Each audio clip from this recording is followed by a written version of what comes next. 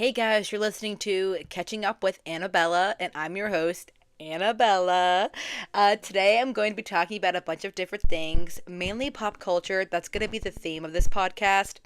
Things in pop culture that interest me, things that I want to talk about, things I want to spew about. And the first thing on the docket for today is going to be books. Now, when I was a middle schooler, I had a book obsession. I read the Divergent series, I read The Mortal Instruments. I wasn't into The Selection, I think is what it's called. And her name's like America or something. Let me see. The Selection by Kira Cass. Yeah. I did read one of her books recently called 1,000 Heartbeats because I wanted to read a book that was like a princess knight romance, and the characters in 1,000 Heartbeats, oh my gosh, see, I forget names. Get some free keyboard ASMR. 1,000 Heartbeats by Kira Cass. I gave it 4 out of 5 stars. I really enjoyed it. So Annika and Miles. No. Lennox. I read the word Miles and thought that was a name. So the characters are Annika and Lennox. Lennox is kind of like a knight. He's basically just a man who kills people for his kingdom. I don't know, but they fall in love. Anyway, read that book. Yeah, The Selection by Kira Cass. I didn't read that. I tried to, and I didn't like it, but mayhaps in my old lady brain now, I'll enjoy it. Isn't her name America? Listen, I fucking hate you TikTok bitches. People also ask, is the Selection book series spicy? It came out in 2012. I was 11 when it came out. You should not be Googling, is it spicy? Motherfucker. America Singer is her name. Basically, okay, for 35 girls, The Selection is the chance of a lifetime. The opportunity to escape the life laid out for them since birth. To be swept up in a world of glittering gowns and priceless jewels. To live in a palace and compete for the heart of gorgeous Prince Maxim. But for America Singer, being selected is a nightmare. You see, she's quirky, she's different, she's not like other girls. It means turning her back on her secret love with Aspen, who is a caste, how do you say it, caste or case, below her, leaving her home to enter a fierce, y'all can't see me but I'm doing the nails, fierce competition for a crown she doesn't want, living in a palace that is constantly threatened by violent rebel attacks. Then America meets Prince Maxim. Gradually, she starts to question all the plans she's made for herself and realizes that the life she's always dreamed of may not compare to a future she never imagined. Now that sounds really fucking good. I never read that. John Green. John Green was my shit. Let's look up John Green books. And if you're not a reader, kill yourself? No, actually don't do that. Audiobooks count as reading. Anybody who tells you different is ableist. So yes, I read The Fault in Our Stars, Looking for Alaska, Paper Towns, An Abundance of Catherines, and Let It Snow. I have not read Everything is Tuberculosis that came out this year, and I never read Turtles All the Way Down. I think I kind of started Will Grayson, but John Green had like my neck. I don't know if you guys were on Tumblr during The Fault in Our Stars. Oh my god. Okay, I was at my Nana's because my Nana is my best friend. I was at her house 2 days ago, and we're going through stuff that like because I moved there, and we're going through my stuff, and she's like, what's this? And she's holding up a necklace, and she goes, wait, I gotta pull up the quote so I don't fucking botch it. Whatever. It's like, perhaps okay will be our always. Whatever that fuck ass quote is. And she read that, and I literally felt my heart fall in my ass. Like, boom. I arose from my coffin like Dracula, and I said, what did you just say? It was like a sleeper agent inside my mind. Like, The Fault in Our Stars, okay. It's a metaphor. John Green made those fucking teenagers make out in Anne Frank's attic. What are we doing? Anne Frank's attic? I'm looking up Fault in Our Stars, Anne Frank. On Reddit, r/books. The kiss in Fault in Our Stars feels wrong now that I've read The Diary of Anne Frank. Like, what are we doing? People talk about this scene in The Fault in Our Stars a lot, and I think it's worth remembering that John Green didn't include this scene Flippantly, we're learning words on the pod. Copy, paste. Flippantly means speaking or behaving in a way that is not serious about something. Okay. As he's often characterized, the scene was written with full awareness that what was happening could be interpreted as disrespectful to Anne Frank and Holocaust survivors in general, and it's written in a way that attempts to preemptively address those complaints. I just thought that was weird. I didn't remember that until like I saw it like on TikTok, and it was like, why is John Green making these cancer patients make out an anthrax addict? And then if y'all haven't read or watched The Fault in Our Stars, go fucking watch it. Turn off this podcast and go fucking watch it. It is so good. I make fun of it, but it's like a staple of my childhood. I was in middle school, I think, because what year did it come out? 2014, right?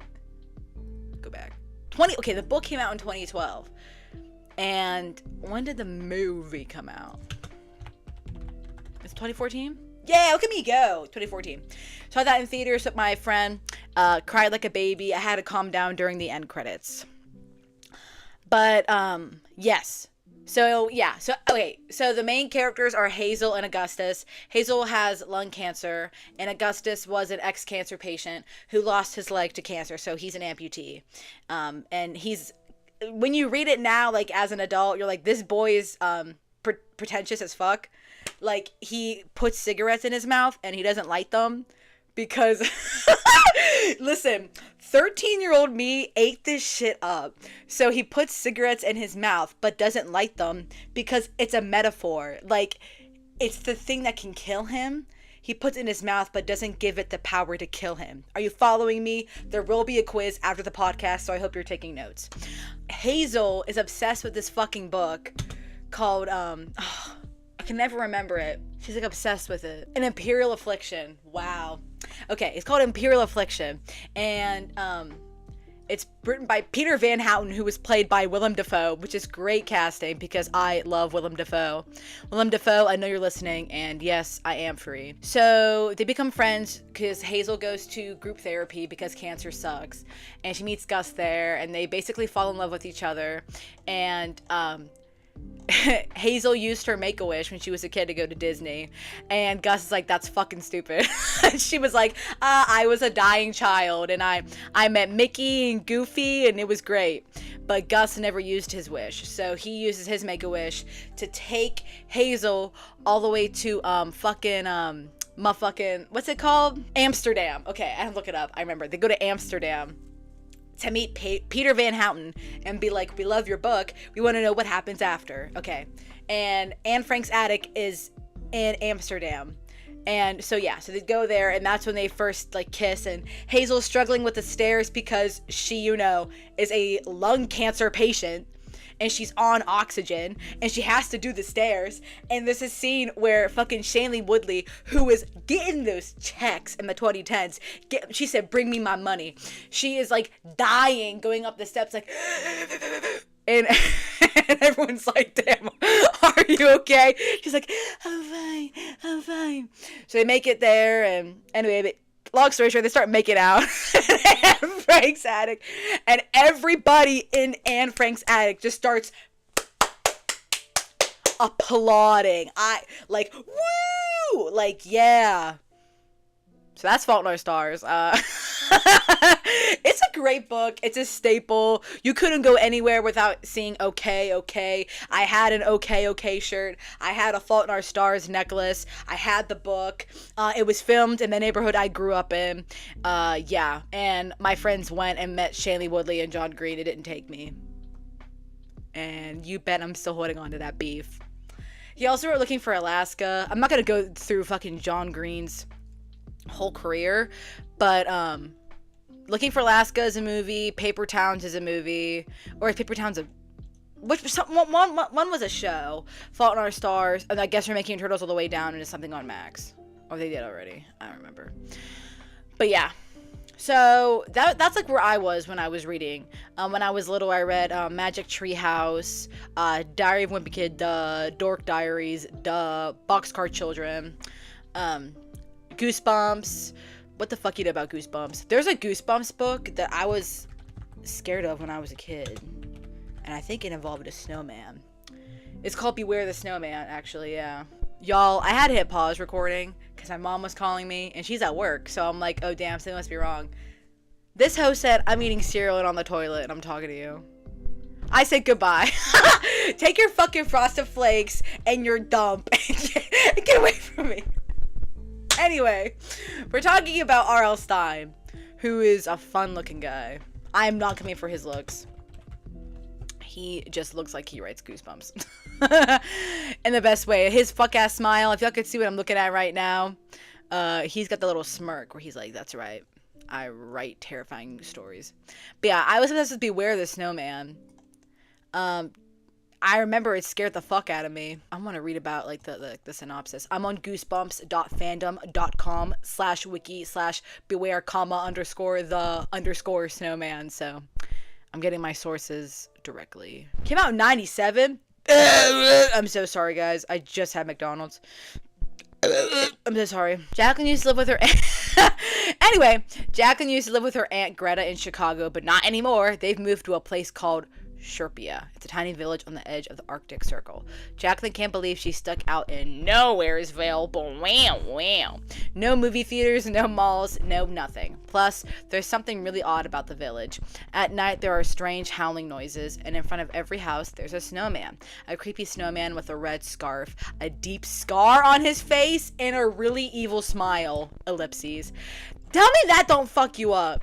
Imagine that. I really don't fuck with it. So when I think of a scar, obviously we think of tissue, we think of skin. But it's a snowman, and I'm looking at the book cover. It's just an indent in the snow.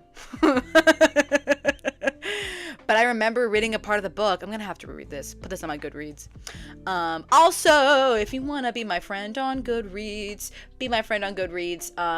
I just shit talk all the books I don't like on there, and I give 5 stars to all the ones I like. But anyway, there was another book I read. Okay, wait. I had to stop reading that because that deadass scared me.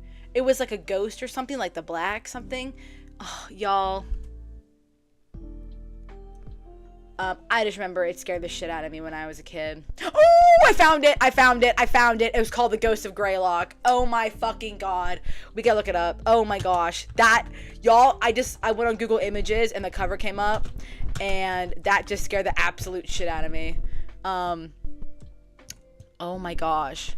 Yeah, scared the absolute bejesus out of me. Yeah, it's a hospital. Scared me, dead ass. I don't even want to like look at it because I'm like my shoulders are locked right now. So, books. That's what I read when I was younger. I was also obsessed with Mortal Instruments. I love Jace. I used to have all the books, but I lost them when I moved. But it's okay. I'll use the library because we need to support our local libraries. I love that. I went to go see the midnight premiere of the Mortal Instruments movie with my friend, and we dressed up as shadow hunters, and nobody else was there. It was just me and her. It's like in my fucking Izzy Lightwood cosplay. At the midnight premiere, my dad dropped us off, and we ordered Shadowhunter runes tattoos, like temporary ones online. Put those on. We wore all black, and nobody was there. I was like, well, anyway. And I like that movie. I don't give 2 fucks. Also, wait. Clary, in my mind, is like Bella Swan age, like 18, 19. Clary, I think, is 16 or younger. And somehow she goes in a club. I just gleeked on my mic. How? Also, Clary is totally an author insert, which I love. Is her name Frey? Clary Frey, which is a great. She is 15. She's 15 going on 16, and somehow this hoe is in a club with what's his name? Not Ian. Liam? Her friend. Fuck. I started watching the show. It was kind of ass. I'm so sorry. Because one actor said a little slur. It was funny. Sorry. Simon! Oh, I want to reread these books. I have so many books I want to reread, but I'm making myself read new books. The Simon that I saw was the show Simon, like in my head. Yeah. Crazy. Great books. please go read them. Yeah, Cassandra Clare is a redhead, and her name is Cassandra Clare, and the main character of the book is Clary Frey, and Clary is a redhead.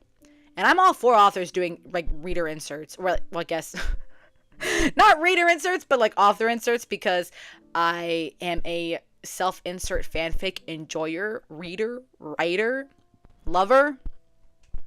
I be on that Archive of Our Own. I be on that Wattpad. I be on that Tumblr looking, you know, Dean Winchester ex-reader. You best believe. Come on now. Come on, season 6.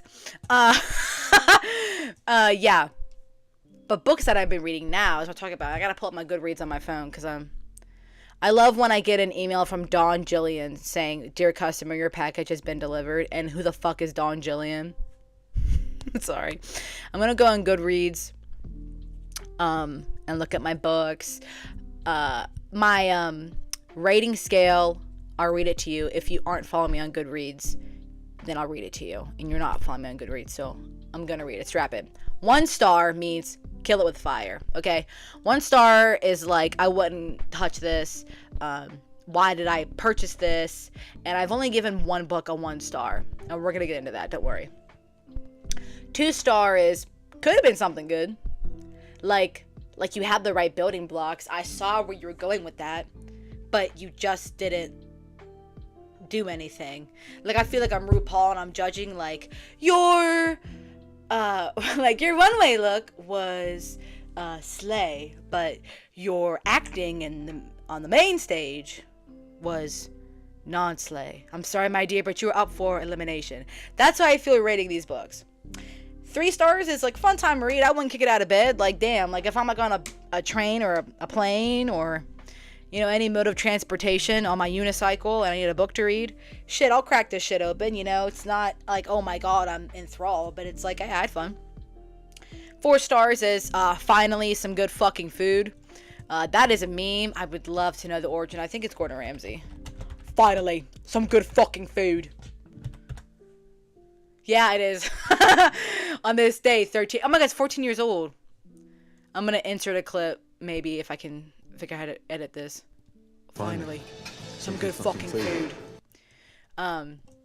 That's how I feel on 4 stars. 4 stars is like, oh, it's like when you're playing outside and you come in and you guzzle the fucking Kool-Aid or like the water with 2 hands, and your mom's like, you're the in or you're out. Like, why couldn't I be outside and come inside? This is not, like, is this not my home? You're either in or you're out. Pick one, Annabella. 5 stars is, I'll never financially recover from this. That is also a meme. I would love to know the origins of. This stuff just sits in my brain and I don't know where it comes from. Here. We're learning so much today. Oh, it's what's his name? The Tiger King? Joe Exotic? I'll never financially recover from this. That's me. So that means, like, I'm emotionally scarred in the best way. And I'll also talk about the books I gave 5 stars to. I'm honestly pretty lenient with my 5 stars. If I'm, like, enthralled with it, then it's going to get 5 stars. So we're going to go into my books that I've read. I did do the 2025 reading challenge for Goodreads, and my goal was 10 books, and I am at like over 30. I don't know if you guys were counting the books you DNF'd. To all of our non-readers out there, DNF means did not finish, do not finish. And Goodreads counts it, because there is no like DNF option when you review a book. Also, there is no half-star options when you review a book, which is kind of butt. But, yeah. So, let's look into the books. We're going to start off with the good ones, and then we're going to trickle our way down. So, I'm just scrolling. So, we'll go from 5 stars to 4 and so on. Okay. 5 stars was A Court of Mist and Fury. Now, we're not going to hate on A Court of and A Court of this is A Court of Thorns and Roses series. We are not shitting on this. Sarah J. Maas deserves her flowers, or Moss. I'm sorry, Miss Sarah, if I'm pronouncing your last name wrong. I don't give a fuck. I saw a tweet a while ago, and it was like, why does everybody read the same books? Like, it was like shitting on how like all the mainstream books are popular and like how that's all anybody is reading. Y'all are making me burp with anger. Like, let people read what they want to read. Let people read what they want to read. Like, as long as it's not, fucking Mein Kampf, like, then why the fuck are we mad? Like, it's the truth. As long as it's not, like, I don't know. Y'all making me fucking quench my thirst. I'm getting angry. Court of Mist and Fury was just so good. So you start off with A Court of Thorns and Roses, and that's not bad. I originally gave it 5 stars. I probably would give it 4 now that I've had time to let it marinate. But the initial read and, like, the world building and meeting all the characters, I gave it a 5 stars. But like I said, now I change it to 4. Because you start off with The Court of Thorns and Roses, and Sarah has to, like, build the world. She has to introduce you to all the courts, all the characters, all their powers, the curse of the Spring Court, and all that stuff like that, okay? So you're basically having to, like, sit down and study this fucking book and the map. And you kind of have to, like, work at it, which is how it is for any first book of a fantasy series. So then you read the second one. And I spoiled this for myself. I gotta put my air conditioning on. I'm gonna try. Y'all are probably gonna hear a but you're gonna shut up and you're gonna take it because I'm breaking a sweat. Alright. So you read the second one and it's just beautiful. I'm gonna try to pull up what I wrote on it while I speak at the same time because I have a thread of also all the books I've read this year on my Twitter. I said, this is what I wrote. I said, if I could give this book 6 stars, I would. I absolutely love this adventure, and I love Feyre. And this is a spoiler, so if you don't want a spoiler for A Court of Mist and Fury, maybe fast forward, like, 5 minutes. Hopefully no more than that. And I love Rhys, and I hope I get more Rhys Pov in this next book. I did spoil Rhys and Feyre because I tried to look up fan art to see, like, what Tamlin and Feyre looked like. And then, I was like, oh, Rhys and Feyre, huh? It's just so good. You get to see the Night Court. You get to see everybody. You get to meet Cass and Mor and as Azriel and Amren. And you get to meet, like, Feyre finds her own little family. And I love it first because I was really on Feyre's side. Like, I don't know if I fuck with these people. I don't know these people.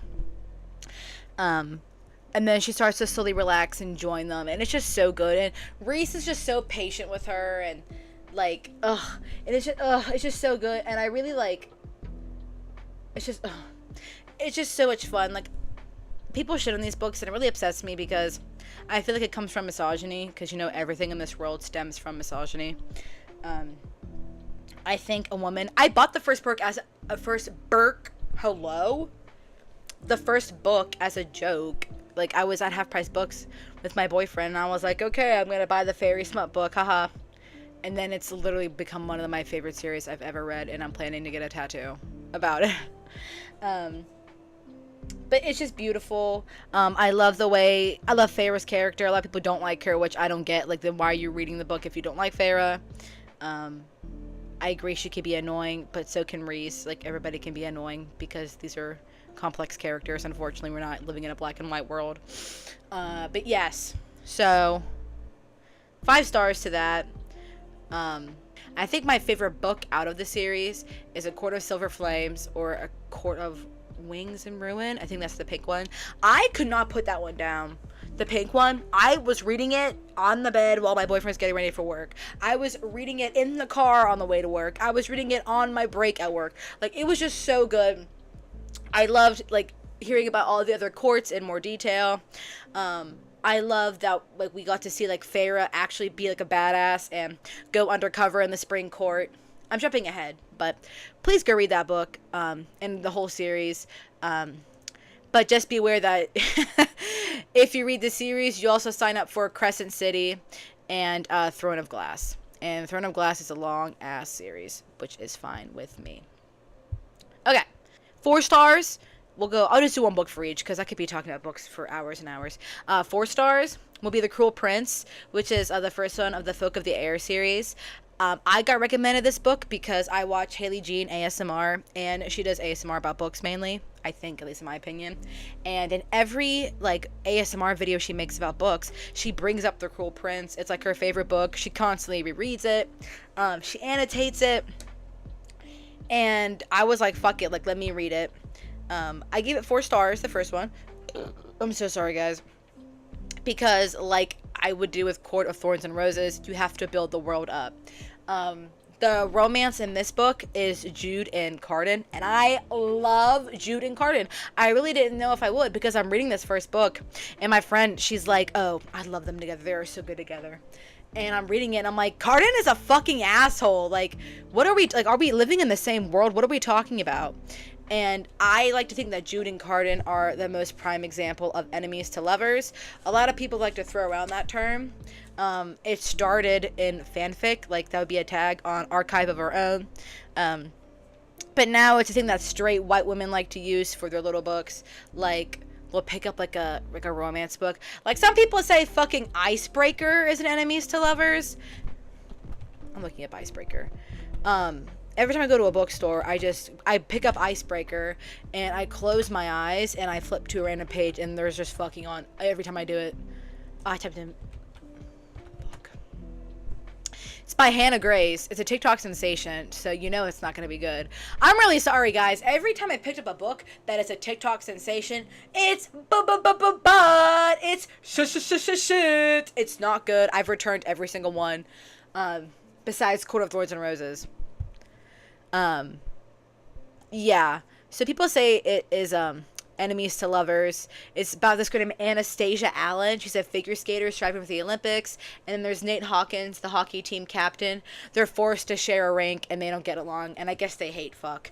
But again, like, and The Cruel Prince, Cardan, like, bullies the fuck out of Jude. Like, she almost drowns. She's a human, and they use fairy wine on her. And make her, like, take off her clothes in front of other people. It's fucked up. But they actually end up, like, falling in love. The second book, which was called, I have it, one second, The Wicked King, I gave that 5 stars. I won't get into The Wicked King, because, like I said, I could talk about it for hours. That is so good. I don't know what it is about this series, like the second one being, like, so much better than the first, but, oh, The Wicked King is the best one out of that whole series. I couldn't put that one down. But yeah, so that's my 4 stars would be the first Cruel Prince. It's very, very slow burn. So, like, you're sitting here and you're just, like, waiting to see, like, will they, won't they, will they, won't they. And the first one isn't even really centered around romance. It's centered around Jude and politics going on in her world. And her sister wants to go live in the human world. And then her twin, fuck that hoe. I think her name's, like, Taryn, right?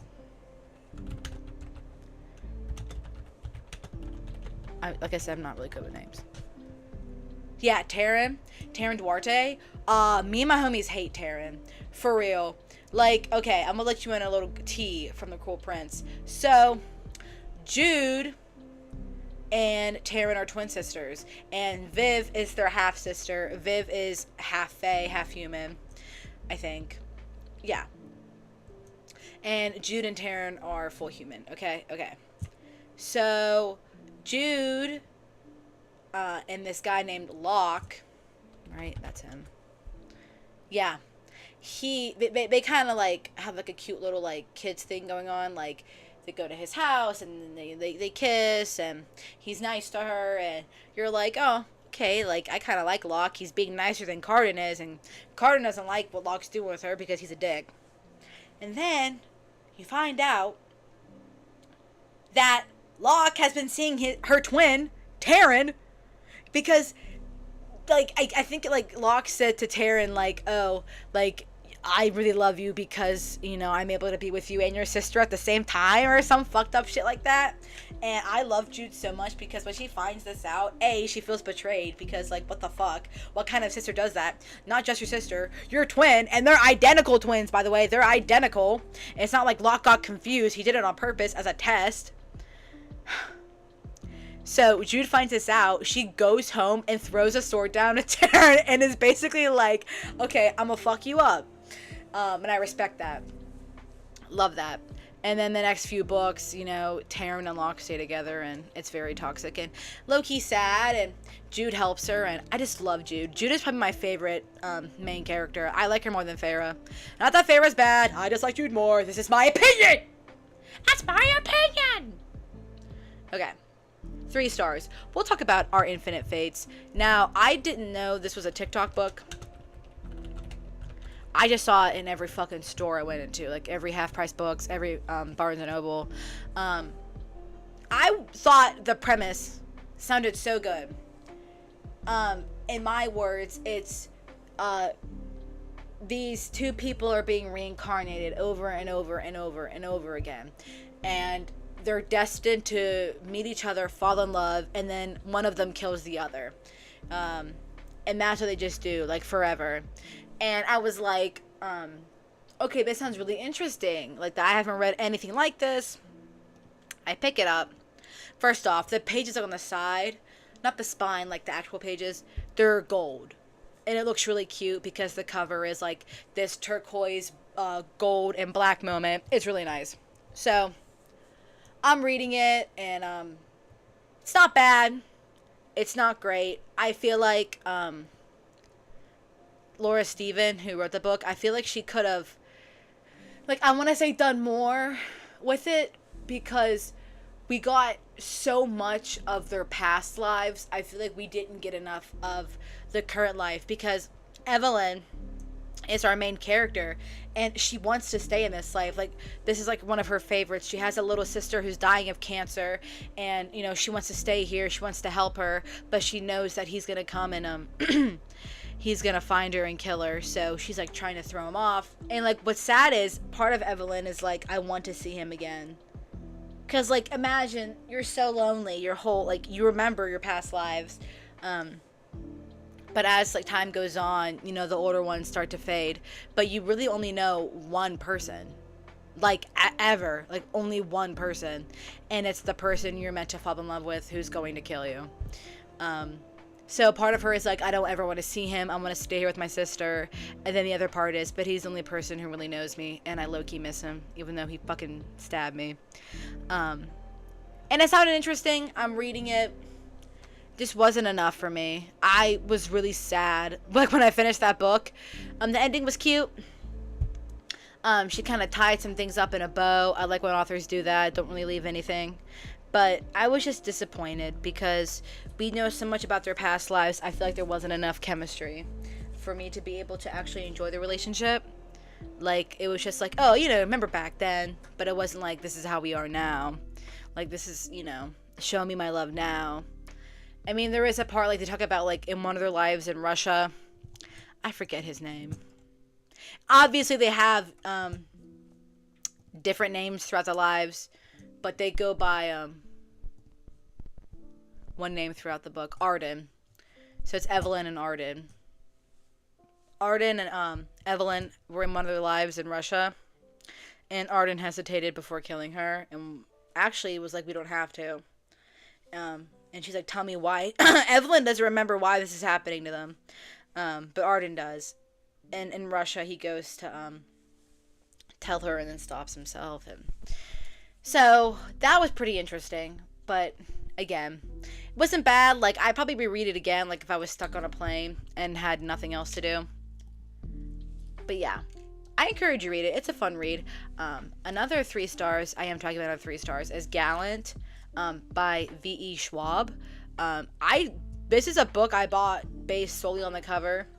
It won an award. It was the Goodreads Choice 2022 winner. That's a slay. It's a cute little book. It's an adventure. The main character, Olivia, she doesn't talk. She's mute. So that was an interesting take because, like, you're so used to reading so much dialogue. But Olivia doesn't have any. It was nice. I'm not going to spoil it because I honestly recommend Gallant over Our Infinite Fates. Gallant is, there's no romance. It's just a solo little adventure. The plot is cool. Again, I wish that they were able to do more. I would love a Gallant 2. I don't know. I'm going to click on this girl's page. I don't know if she's going to write anything, but I would love a Gallant 2. But I think it's by itself. Olivia is this girl. She lives in this school that's kind of like for kids who don't have anywhere else to go. And there's nuns. It's not like a Catholic school. I don't know what the fuck you'd call it.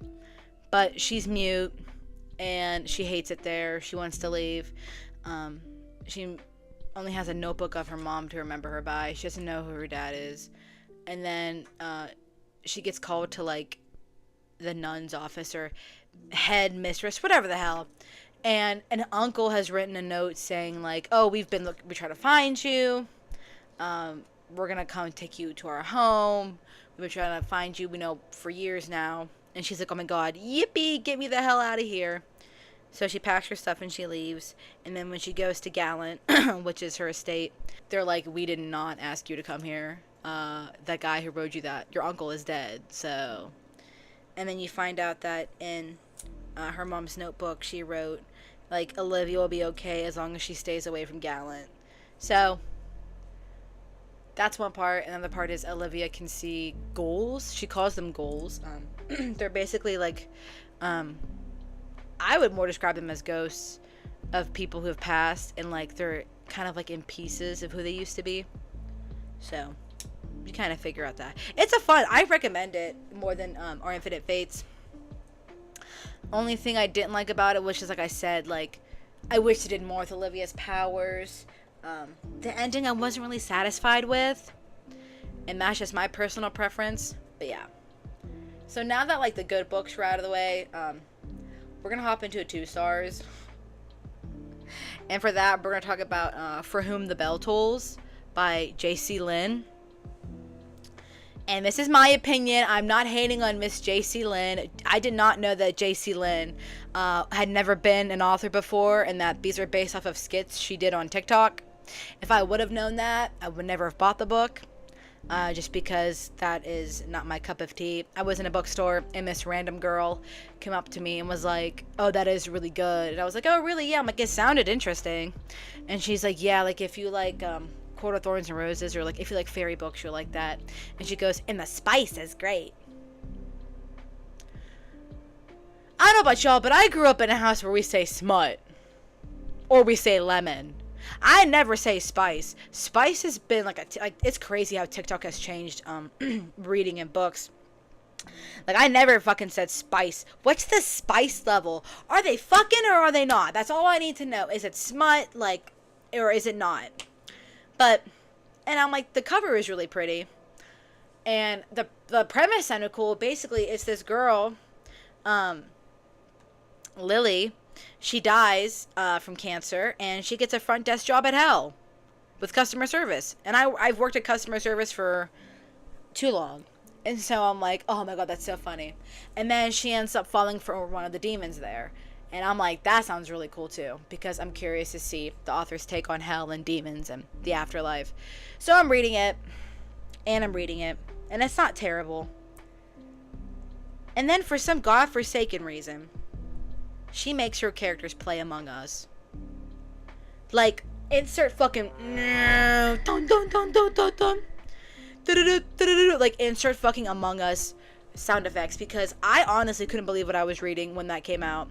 And I was gagged because this book on Goodreads, let's say you don't do like in-depth research, it has almost 5 stars. Like, I rated The Song of Achilles 5 stars.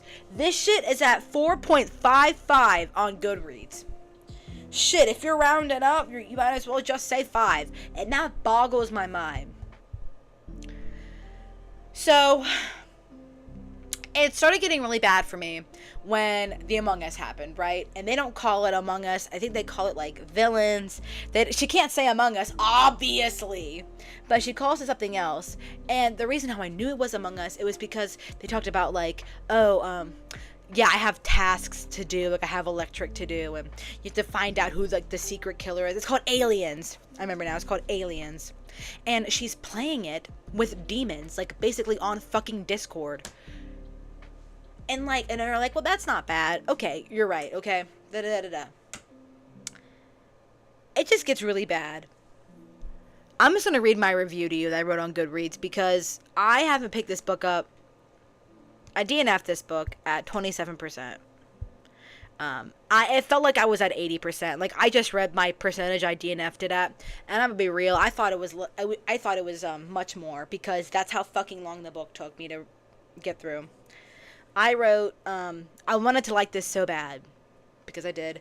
The synopsis had me hooked, but everything else was just so disappointing. The demons were cute, but also, they're demons.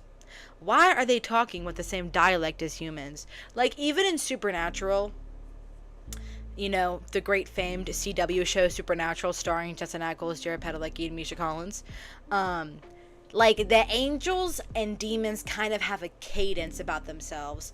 Like, Alistair, he, he made fun of Dean, called him, like, daddy's little girl and stuff like that, but, like, the way they carry themselves, you can tell they were demons. Like, I'm like, oh, okay. Like Uriel, like the way he spoke, and it was like, you could just tell. These people were like, poopy, pee-pee, big chungus moment among us, imposter vented, Ohio, I munted my grandma. Like, it was awful. And, I forget, her love interest name, because he was awful. I think it's Belle. I thought it was based off of Belphegor, because I know Belphegor is a real thing, because Belphegor was in Supernatural. But his full name isn't Belle, but okay. So he's Belle. Belle is supposed to be, like, high up in the rank of demons, right? I felt like I was being punked. He is, like, the most kindest, like, softest person ever.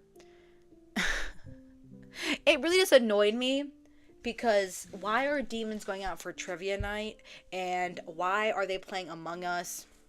Like, I get what she was trying to do. I guess she was, like, she's trying to flip the script and be like, the demons aren't evil, it's just, a thing that the humans invented, and, like, that's all fine and dandy, but you wrote it like shit. I'm very sorry, Miss JC, but you wrote it like shit.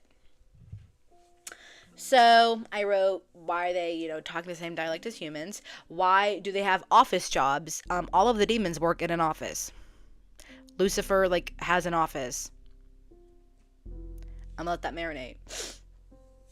Why are they having trivia night and drinking fuzzy navels when there's an alleged war coming?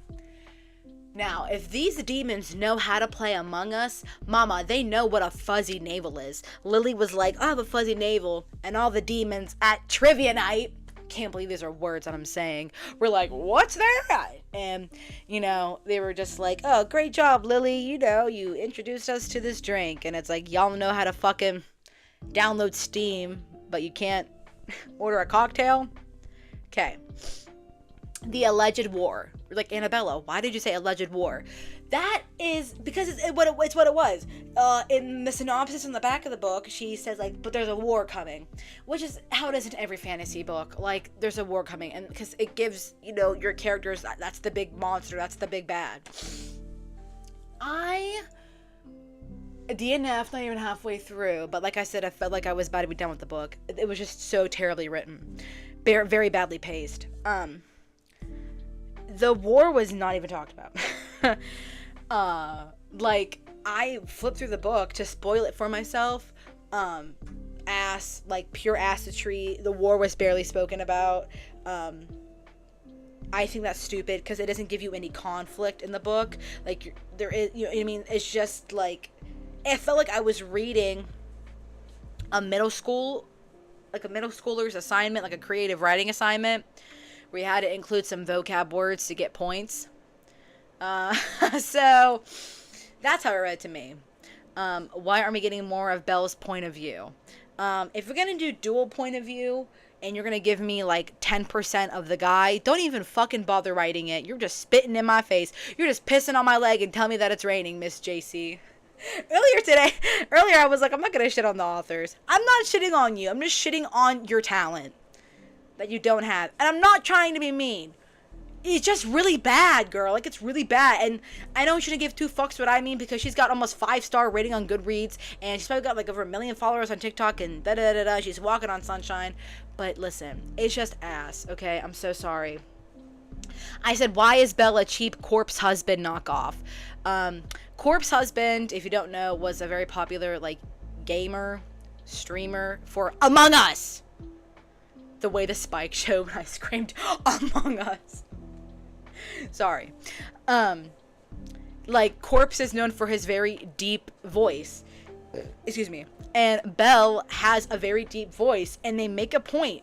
And I remember in 2020, people were lip syncing to, like, the Corpse videos he used to make, and everybody be like, oh, whose voice is that?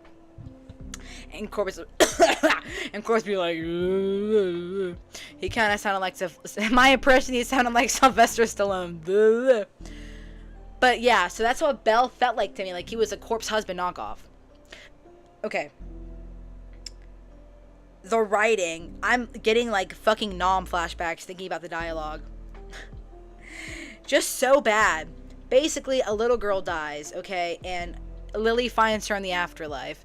And this little girl, I hate when authors or any writer writes a child and makes their dialect way too old for their age. Have you ever met like a 10-year-old or below who has been like, I deserve to go to hell? If you do, I'm very sorry, because that's very sad. But I understand what she was trying to do. JC was trying to touch on, like, religious trauma, guilt, all that stuff, right? How some religions can be a cult. Unfortunately, kind of all of them are becoming like that now, in my opinion. But, yeah. So this little girl, her name is Zoe. I'm going to tell you what the fucking author calls her in a minute. Lily finds her in the afterlife, and she's like, I have to go to hell. And Lily's like, why? And she's like, because that's what my mom said and my pastor said, I'm going to hell because, you know, this and that. And it's like this for 30 pages. This back and forth, this relentless back and forth. And I really can't believe I wasted my time reading this fuck assery. Like, and then she goes, okay, well, I'm going to take you to hell, because Lily's like, in her mind, she's like, well, I know hell isn't bad. It's actually for fucking cotton candy and fucking rainbows. And so she's like, I'm going to show, in her mind, she's like, I'm going to show Zoe that, you know, she doesn't deserve to go to hell. And she's like, I'm going to call in like, this is crazy. I feel like I'm going through psychosis. I feel like I'm in a fucking doctor's appointment. And I'm telling you guys this. I'm spending so much time on this book because this book is ass. I need fucking therapy from this book. So she takes her, she goes, and Zoe is like, I'm going to get some help from my friend Lucifer. And he's going to talk to this little girl and explain her fucking religious trauma. Zoe has a little shark onesie on, or a blanket, something like that. And she's a little girl, so she goes, I want to be called Sharky. And I'm like, okay, that's a cute nickname, I guess, question mark, question mark. For the whole book, she gets called Sharky. Now, I didn't finish the whole book, but I skimmed and scanned through the rest of it. Not a hint of Zoe is uttered, which is her name. It's not like we're dead naming her. It's not like this little girl is trans identifying and wants to be called Sharky. We can give it a break. So that killed me. So I wrote, I love children, but if I had to read Sharky one more time, I was going to run through a wall. Her name is Zoe, call her Zoe, and keep Sharky as a nickname for the love of God. So then they have this talk, and then they basically, Lily adopts this girl. This is fucking crazy. And listen, mama, this all happens, and we're not even halfway through the book. She adopts this girl and, like, takes her to her paradise, which she kind of stole from Supernatural. Now that I think about it, everybody has their own little room. You know what I mean? If you know Supernatural, you know that's how heaven is. Everybody has their own room, their own paradise they can control. And she basically creates a whole room for Lily, and it's just page after page after page of what her room looks like, of where they go, who they meet, this unnecessary dialogue, like, and they'll call her Sharky, and Sharky gives her a thumbs up to let her know she's okay, and I'm gonna white knuckle this desk, because there's like 2 pages of where they come up with like okay, let's come up with a code. If you give me a thumbs up, that means you're okay, and if you, like, we don't need this. This is unnecessary. Fucking God. I ended it off with saying this book could have actually been something, and it's honestly very disappointing. I got 27% in, and it felt like I had been reading for years. I'll never get back the time I wasted on this book. Fucking Among Us. And that's my 2 stars. My 1-star review isn't even that bad. My 1 star is for, well, no, okay. I forgot I rated it. Okay, we'll make this quick because I'm already been recording for almost an hour, and my limit was like an hour. So I have 2 1-star ratings. It's for Problematic Summer Romance by Ali Hazelwood, and then Powerless by Lauren Roberts. Powerless is, I didn't know it was a TikTok book. I read the synopsis in a bookstore, and I was like, okay, this sounds cool. I gave Problematic Summer Romance 3 pages, and I'm returning that shit to Barnes & Noble. I fast forward to the smut, because I'm like, well, if I spent money on this book, I might as well fucking jerk it. Awfully written. I hated the style. And then I come to find out this girl has written Star Wars fanfic and then got it published, and now she's getting a movie made from it. So it was just bad. The guy's fantasy in this book is to call the girl his girlfriend. The reason why I picked it up, I'll be honest, lock me up, take me to the horny police, is because there's an age gap, okay? And I fucking love that. Like, I love it when it's a girl in her 20s and a guy in his 40s. Like, give me that, and no, we're not gonna Freud me. And I just couldn't do that. Now, no, wait, did I give Powerless 1 star or 2? Oh, I gave it 2. I should have gave it 1. Well, yeah, actually, I would have given it 1.5. 1.5, 2.5. I won't get into Powerless that much because I've been recording for so much. So my 1 star is for Problematic Summer Romance by Ali Hazelwood. It was just bad. Like, I picked up the book when I got home, and I was like, oh, this is a bad feeling. The prologue even turned me off. She didn't have anything, like, no building blocks, nothing. The dialogue was... It was just not good. Their age gap wasn't even that bad. There's so much time they spend on saying how bad the age gap is that they don't even explore, like, the forbiddenness of it, like, the sensuality of it. Because obviously, like, something that you shouldn't do makes you want to do it. Like, it's hot. But they just don't do that. Powerless, I won't get into that much. Long story short, it's a Hunger Games ripoff, and it genuinely got me, like, I make jokes on here, and I say pee pee poo poo and all that stuff, but it genuinely upset me. I DNF'd it at 50%. If you're gonna rip off Suzanne Collins, at least have the balls to say you're doing it. Suzanne Collins, please get your fucking lawyer. Instead of the 3-finger salute like they do in Hunger Games, it was a 2. They even have their own Caesar Flickerman. It was a woman instead of a man. It was the same thing. Bright colored hair in front of other people. There's fucking... It's just awful. The dialogue was ass. Somehow the main character is malnourished. Yeah, she kicks everybody's ass. It's just your classic dumb, dumb, dumb. I keep it in my collection because Peyton's dad died. Like in the very beginning, like when she was a kid. And what she says about her dad, I relate to because my dad passed away this year. And I was like, well, it's nice to read words and relate to them, so I guess I'll keep it. And like the love interest is supposed to be this bred torturer killer. And it's just like really bad. Like during the first trial, because it's like the Hunger Games, they have to go through shit. They're in the woods and he just dances with her. And they just talk, and she tried to recreate the, was it Catching Fire, or was it the first one where, Peeta asked Katniss for her favorite color?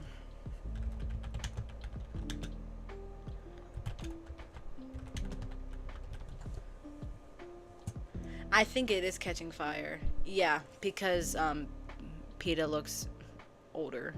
I love the Hunger Games so fucking much. Yeah, and Katniss is green and Peeta's orange. Anyway, so she tried to do that and it just flopped. It was flop Tina. Like, it was so bad. Don't pick up Powerless. Read the Hunger Games instead. My energy has come down so much because it genuinely makes me sick. The sheer copiness of it. And if you click on Powerless on Goodreads, it has 4.17. So, like, I beg of you to do your research. I like to go into books blind, though. Like, I like to read the synopsis because that's all I have at my disposal. And just read it. Yeah. It sucks because Powerless is so popular.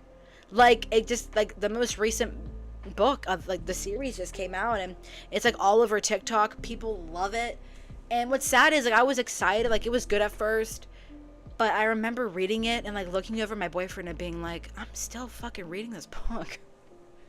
But yeah, the book I'm currently reading is The Raven Boys. I've kind of hit a little reading slump recently. I think it's because I read, like, books back to back to back, and now I've kind of, like, hit a precipice, and I'm just like, ugh. But I'm a little over halfway done. It's part of the Raven Cycle series. My friend recommended it to me, and it is good. Like, I like it a lot.